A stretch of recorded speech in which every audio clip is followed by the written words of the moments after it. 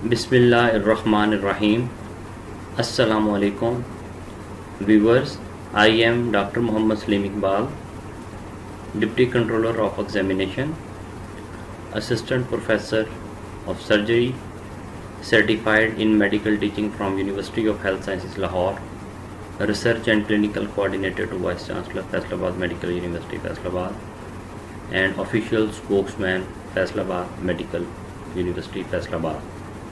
Today I am here with another important topic, but before I proceed to today's topic, I request you to subscribe my channel and press bell icon and stay in touch to get latest update about surgery.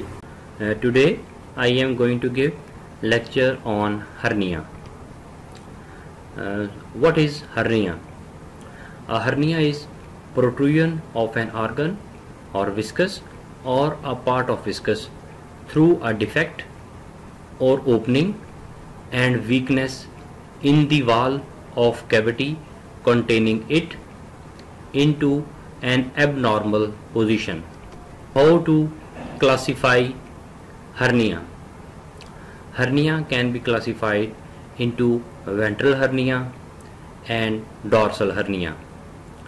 Ventral hernia includes epigastric hernia, umbilical hernia, paraumbilical hernia, inguinal hernia, femoral hernia, obturator hernia, incisional hernia, parastomal hernia, spigelian hernia, and traumatic hernia. Whereas dorsal hernia can be divided into superior lumbar hernia, inferior lumbar hernia, gluteal hernia, and sciatic hernia. Types of hernia by complexity. Occult hernia. These are hernia which are not detected clinically but they cause pain. Reducible hernia. This is type of hernia which appear and disappear. Irreducible hernia. These are hernia that cannot be reposited back into the cavity. Obstructed hernia. Obstructed hernia is a type of hernia which present with features of intestinal obstruction that are pain, vomiting, constipation, and abdominal distension. Then comes strangulated hernia. This is a hernia swelling with compromised blood supply. Infarcted hernia, in which the contents of hernial sac are gangrenous. This has high mortality. Then incarcerated hernia. This is a type of hernia in which sac containing large gut and that portion of gut that is inside the sac is blocked by fecal matter. What are different precipitating causes of hernia? Smoking, then obesity, then respiratory factor, for example chronic cough which may be due to asthma, chronic obstructive pulmonary disease, bronchitis, pulmonary tuberculosis. Then weakness due to structures entering and leaving abdomen. Then weakness due to aging and pregnancy. Then primary neurological and muscle diseases.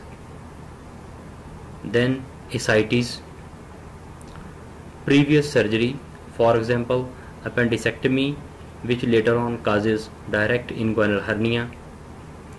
Chronic constipation due to strictures, due to malignancy, and due to some other causes lead to development of hernia. Then urinary problem, for example benign prostatic hyperplasia and urethral strictures. Then straining.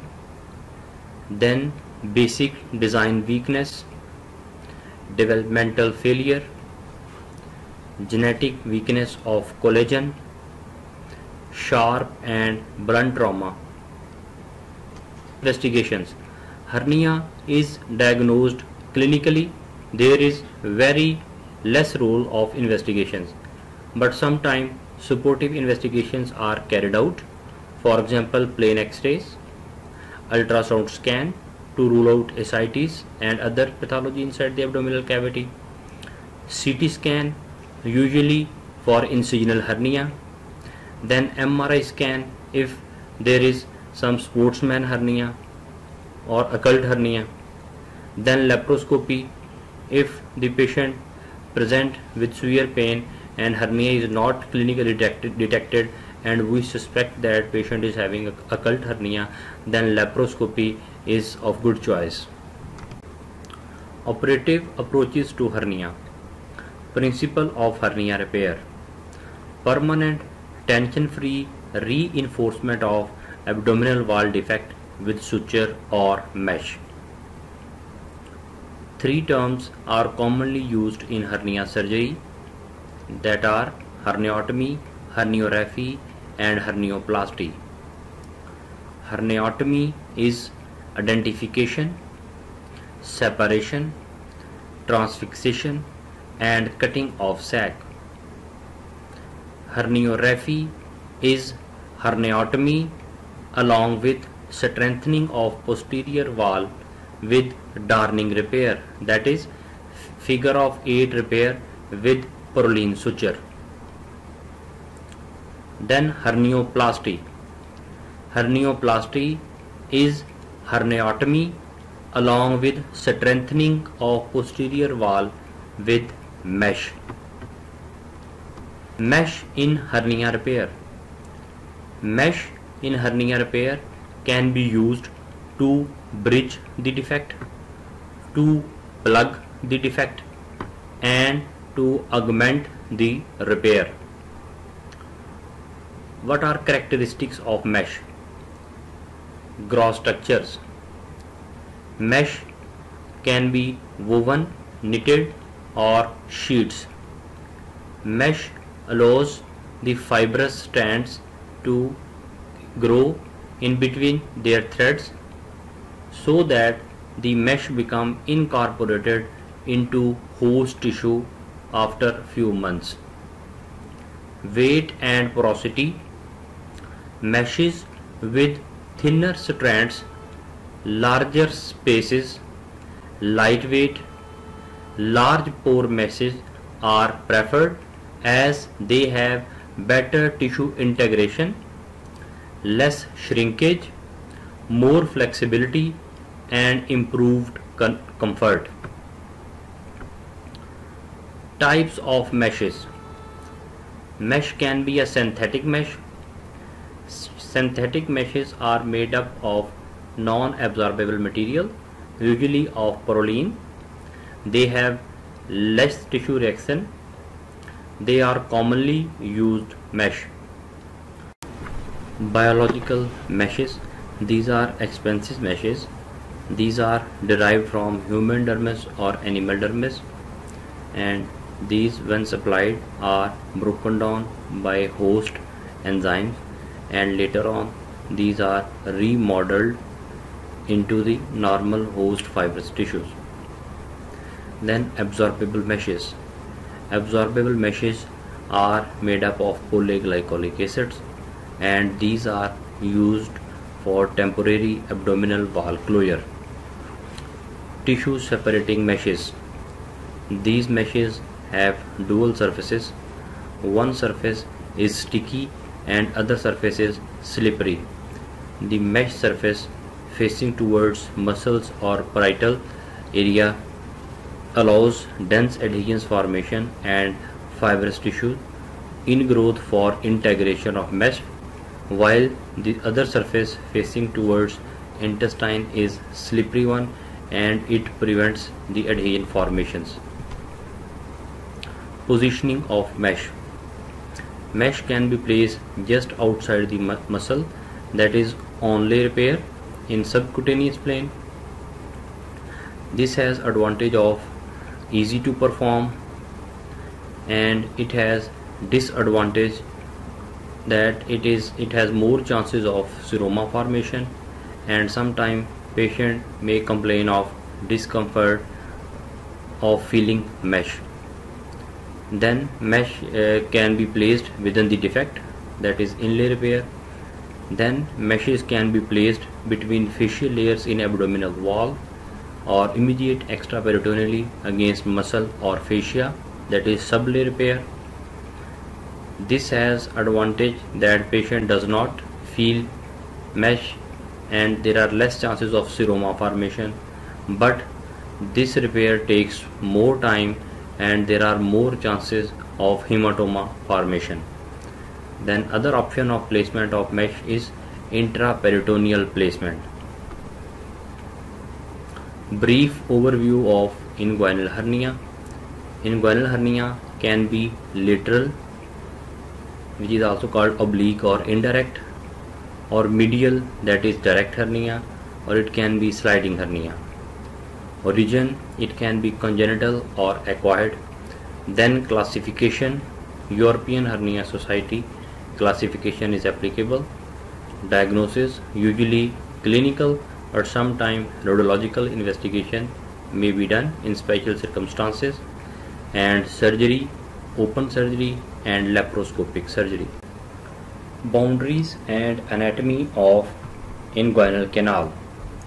Inguinal canal is bounded in front by external oblique aponeurosis and conjoint muscle laterally, behind by fascia transversalis, middle by conjoint tendon, above conjoint muscle, arch fibers of internal oblique, below by inguinal ligament.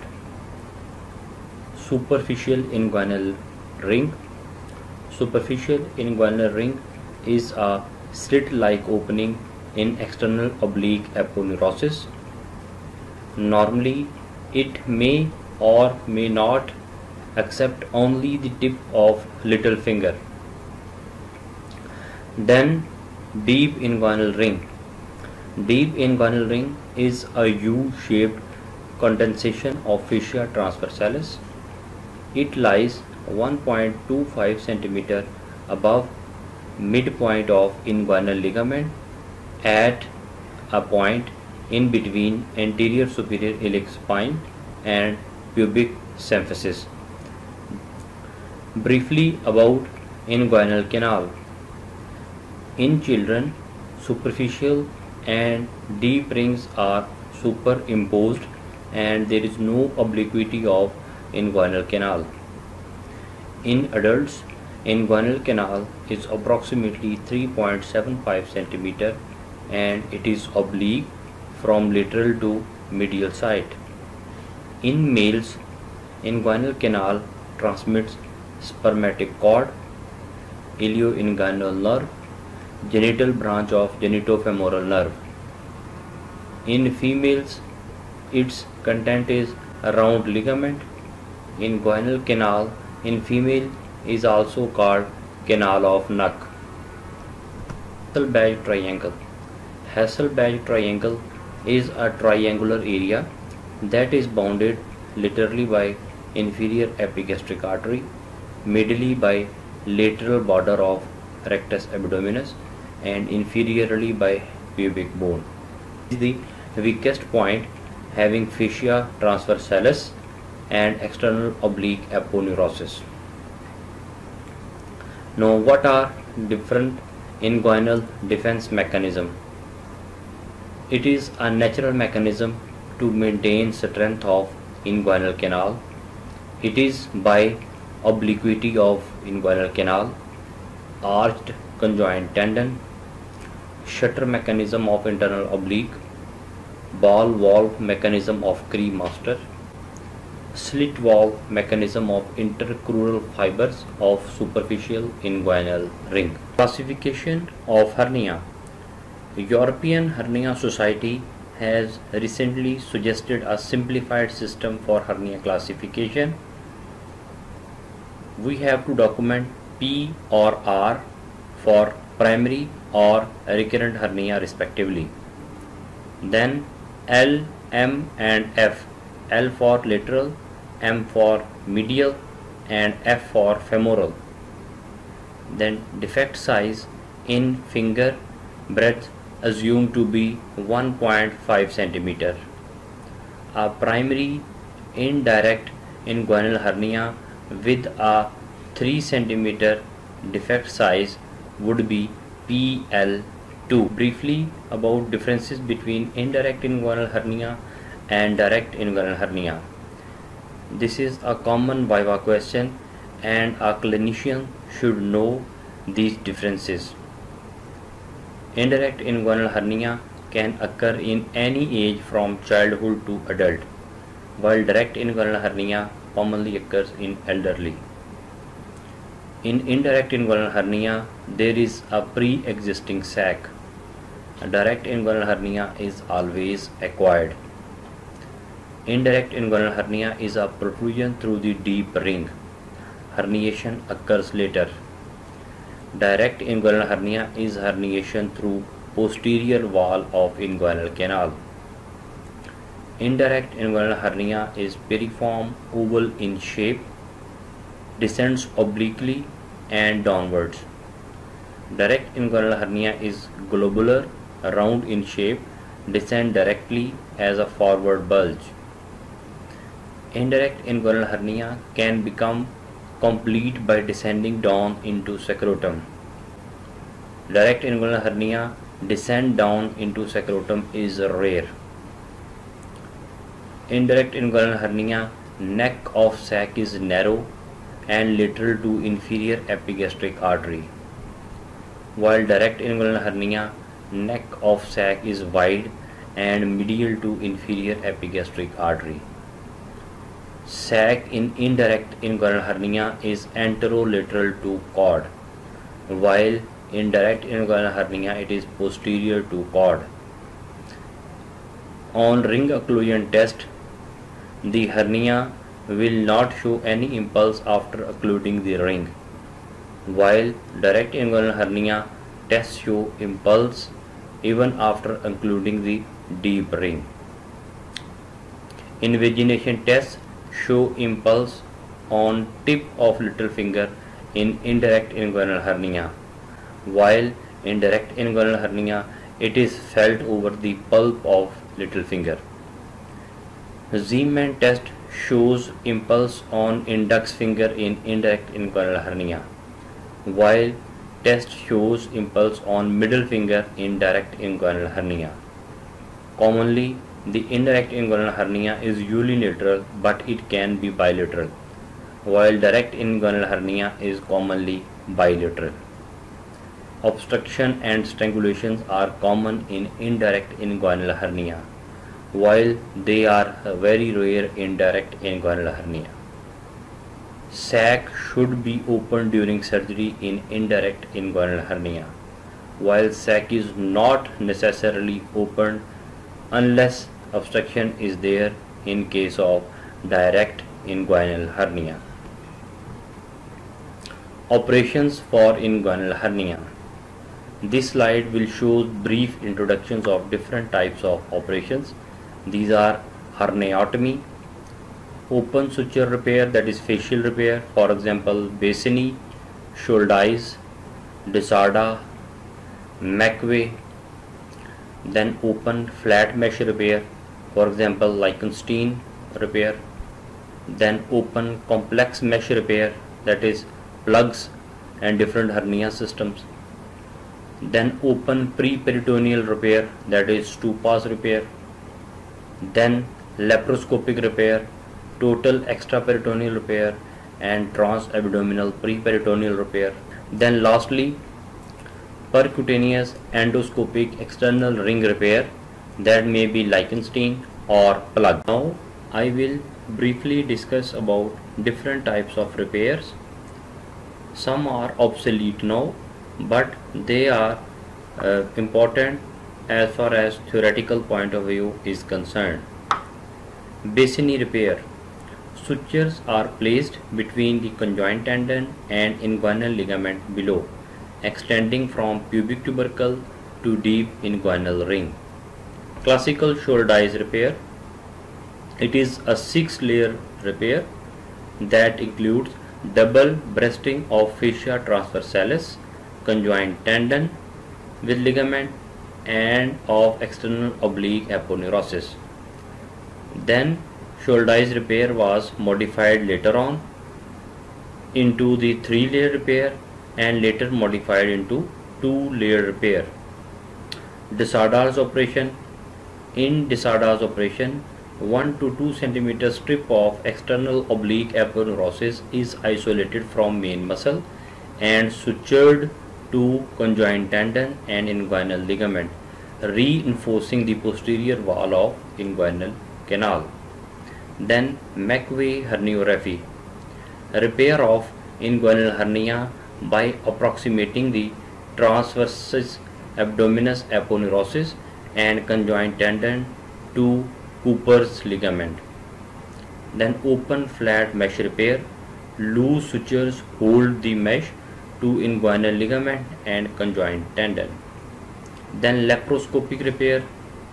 In total extraperitoneal repair, space for mesh placement is created just deep to abdominal muscles without entering into the peritoneal cavity, whereas in transabdominal preperitoneal repair, surgeon enters the peritoneal cavity, then incise the peritoneum above the hernia defect and reflect it away from the muscles, essentially entering into the same space as in TAP. Laparoscopic surgery is of particular benefit in bilateral cases and in patients with hernia recurrence after open surgery. These are absolute indications of laparoscopic hernia surgery. Some anatomical landmarks are very important during laparoscopic hernia surgery.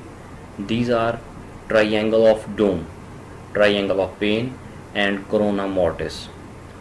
Triangle of Dome is bounded by adductus deferens medially, testicular, that is gonadal vessels laterally, with apex at internal ring.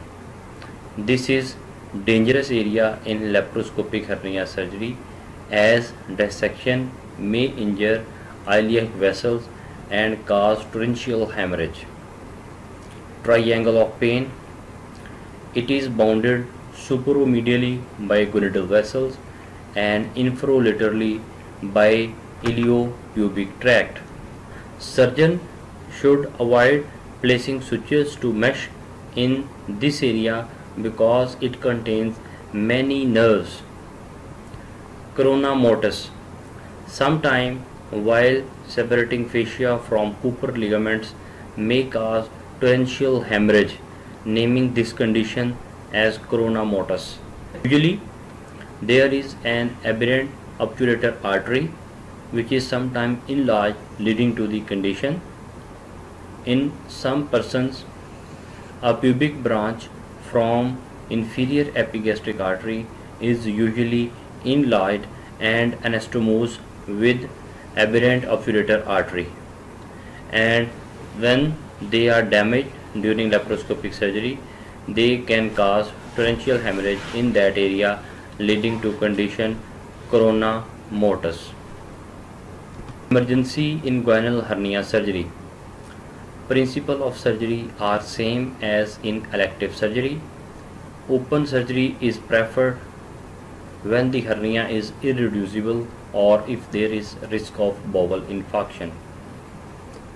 Main differences in steps between elective and emergency surgery is that sac is opened first in emergency surgery to allow reactionary fluid to drain. Loop of intestine and omentum is absorbed, and then superficial inguinal ring is cut open. This is done to prevent reactionary fluid to go into abdominal cavity, which later on may cause peritonitis. Complications of inguinal hernia surgery. Immediate complication: bleeding, retention of urine. Early complications that occur within week: seroma formation. Seroma is host reaction to stitches applied to mesh or even the other suture material used during hernia surgery. Then wound infection. Late complications are hernia recurrence, chronic pain, and rarely damage to testicular artery can lead to testicular infarction. This is very rare complication. Important causes of recurrence of hernia. These can be patient factor and these can be surgeon's factor. Patient factors are wound infection, size of hernia, larger the hernia, more chances of recurrence are there. Then smoking, then ascites and other conditions that raise intra-abdominal pressure, then disorder of collagen production, maintenance and absorption, urinary obstruction, then chronic cough due to any respiratory problem. Surgeon factors include surgeon's expertise, missed hernial sac. Sometime with direct inguinal hernia there may be indirect inguinal hernia that is missed at that time and later on it develops. Then use of absorbable suture and repair under tension. At last, I am very thankful to you. I hope you have enjoyed my today's lecture. I will shortly upload operative videos on hernia surgery. If you have any questions about this topic, you can contact me on my social media accounts given in description. Stay in touch, stay blessed, take care. Allah Hafiz.